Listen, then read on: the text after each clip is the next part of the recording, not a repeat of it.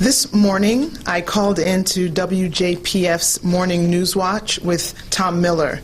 His show broadcasts throughout Southern Illinois and informs communities each day about what is happening in their part of the state. As you can imagine, all the talk revolved around COVID-19, and my message to them was that even in the rural areas of the state, the virus is present. And they should join all their fellow Illinoisans in staying at home so that we can all get back to normal on the other side of this pandemic. Today, we have added an additional 715 new cases and 16 additional deaths. That brings our Illinois totals to 7,695 cases and 157 lives lost.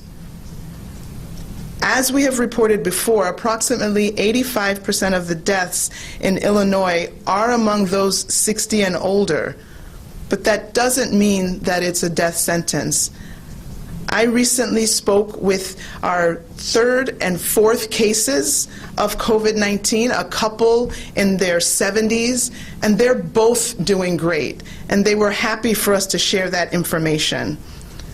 But no age is immune to contracting the virus, and we have seen individuals younger than 1 and over 100 years contracting the virus. We're also starting to see clusters of cases in essential businesses. And although these businesses need to continue operating, they must take steps to protect both the employees and the customers. Employees should be monitored for symptoms, and their temperature should be checked daily. Anybody who's sick should absolutely be sent home and stay home. Businesses should be thoroughly cleaned each day, and measures should be in place to protect clients. That might mean keeping customers at least 6 feet away from the cashiers, or if plexiglass can be intervening. And I have to go here regarding churches and other religious services. There are reports that people are still holding services. I understand the importance of communing with fellow believers, but let's understand, kids are home from school, people are home from work, schools and offices are closed, religious houses have to do the same.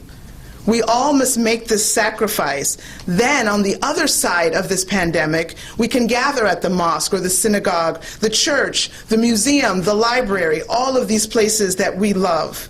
We must not continue putting people at risk. Please hold virtual services, whether by web or phone.